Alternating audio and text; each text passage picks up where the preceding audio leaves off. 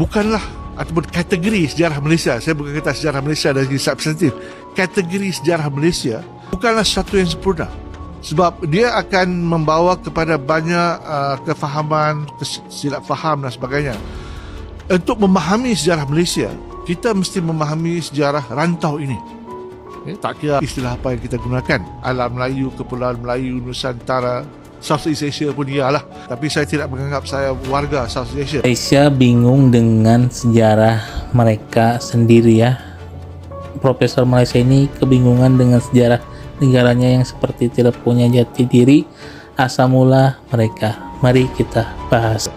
Saya menganggap saya warga alam Melayu, Kepulauan Melayu, ataupun kalau orang Indonesia ada, warga Nusantara yang termasuk Semenanjung, tapi mungkin Nusantara tidak termasuk Kepulauan Filipina. Kepulauan Filipina termasuk dalam alam Melayu. Jadi perspektif itu. Sebuah fakta sejarah yang sengaja dikubur rapat oleh Kuala Lumpur kini mendadak meledak ke permukaan dan membuat publik Malaysia berada dalam fase panik massal.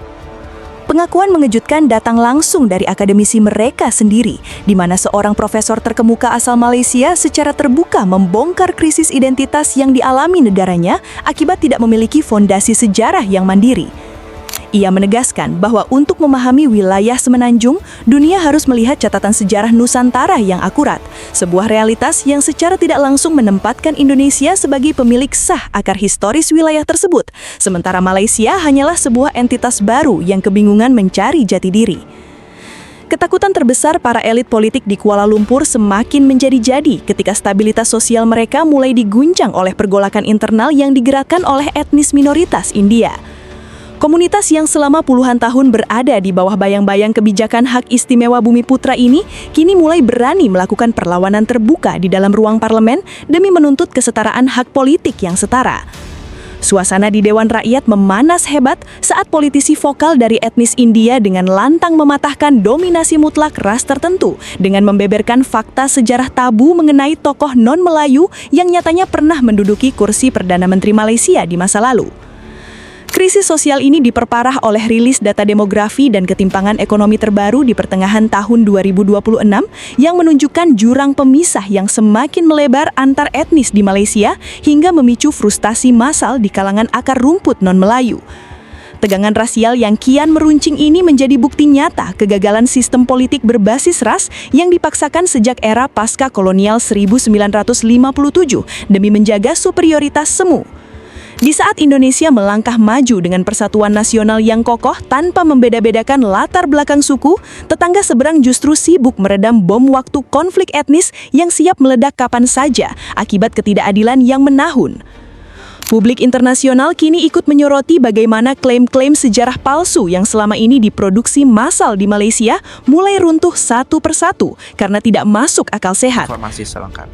Sejarah Malaysia bukanlah ataupun kategori sejarah Malaysia, saya bukan kata sejarah Malaysia dari segi substantif, kategori sejarah Malaysia bukanlah satu yang sempurna, sebab dia akan membawa kepada banyak kefahaman, silap faham dan sebagainya.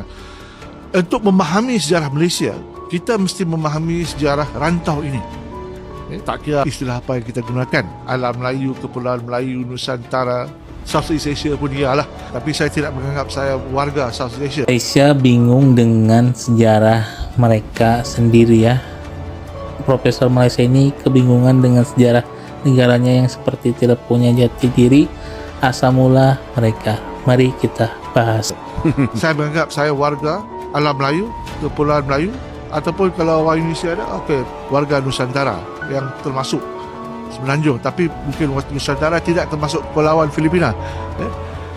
Kepulauan Filipina termasuk dalam alam Melayu. Jadi perspektif itu yang tidak disebarkan dan tidak ditanam di kalangan warga rantau ini. Bukan hanya warga negara Malaysia, tapi warga negara Indonesia dan juga warga negara Filipina. The commonality of persejarahan dan sejarah di kalangan that Muslim Crescent di ASEAN. Atas tu is the Buddhist belt, bawah is the Muslim Crescent, Malay Muslim Crescent. Salah satu asas ASEAN ialah Melayu Islam. Jadi itu perlu diajar dan perlu ditanam supaya kita dapat melihat sejarah itu tidak hanya berhenti di sepadan. Macam kita pergi ke Indonesia, Gedung Gajah. Saya tak tahu sekarang ni lah, 15 tahun sudah kita masuk, ada peta besar.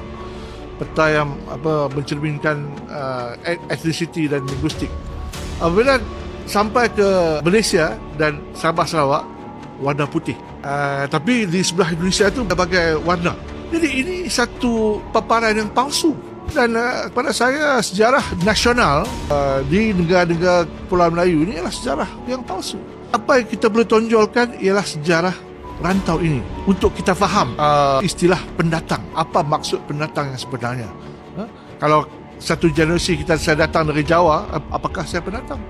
Saya just berpindah randah saja di dalam spirit dan ekspresi tanah air. Jadi tanah air sebagai satu institusi, sebagai satu geografi, sebagai satu kolektiviti, sebagai satu sejarah mesti difahami. Dan saya lihat yang faham tanah air ialah pribumi.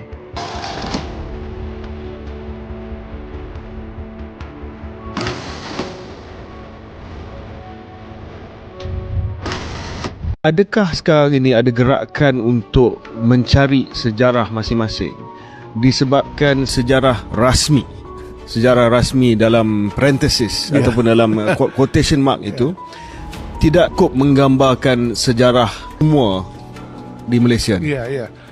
Ini saya selalu fikirkan bagaimana sebuah negara bangsa, kita ni terperangkap. Kita merupakan sebuah negara bangsa pasca 1957, post-colonial nations, dan diwajibkan bahawa setiap negara bangsa ini mempunyai sejarah nasional. Jadi apabila kita, bukan hanya negara kita tapi negara lain juga, apabila kita diwajibkan untuk mengasaskan satu sejarah negara, sejarah yang bersifat nasionalis, sejarah yang mendampingi kekuatan dan kewibawaan negara bangsa itu sendiri, kita terperangkap dan kita tidak mempedulikan masa lalu. Jadi ini merupakan satu masalah untuk kita muatkan zaman yang begitu panjang kepada satu negara yang mungkin berumur 10 tahun. Bukan seperti negara Eropah. Jadi apabila kita melihat sejarah, saya ingat kita perlu tahu bahawa sejarah ini dalam penulisan sejarah, kita tidak boleh pilih semua. Malaysia sekarang seperti kehilangan jati diri dan kebingungan dengan asal mula sejarah mereka ya.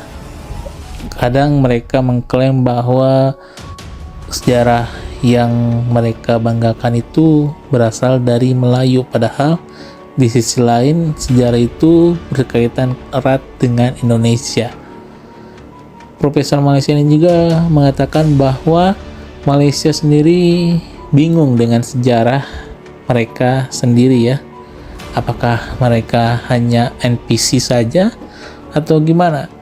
Jadi di sisi lain Malaysia ini seperti kehilangan jati diri, bagai tidak punya sejarah yang kuat seperti negara-negara lain. Jepang mempunyai jati diri, mempunyai budaya yang kuat, samurai dan lain-lain. Korea pun sama ya, dengan kerajaan Joseon dan lain-lain. Indonesia pun sama dengan sejarah Majapahit dan Gajah Mada, kerajaan Jawa-Jawa, semua mempunyai kaitan yang erat dan menimbulkan budaya yang kuat supaya menjadi kuat si budaya kitanya ya. Dan profesor-profesor yang ada di Malaysia itu bikin aneh atau bikin kegaduhan. Salah satunya Pergolakan politik di Malaysia yang dipicu oleh keberanian etnis India di parlemen ini diprediksi akan menjadi babak baru yang mengubah total peta kekuasaan di Kuala Lumpur serta membuat lingkaran kerajaan di sana mulai panas dingin. Ketika superioritas mutlak satu etnis mulai digoyang dari dalam dan klaim sejarah palsunya dipreteli dari luar oleh fakta kekuasaan Nusantara, Malaysia kini benar-benar berada di ambang kehilangan kendali. Dunia kini sedang menonton dengan jelas bagaimana sebuah negara yang selama ini hobi mengklaim budaya tetangga, kini justru harus berjuang keras menyelamatkan negaranya sendiri dari kehancuran jati diri yang parah.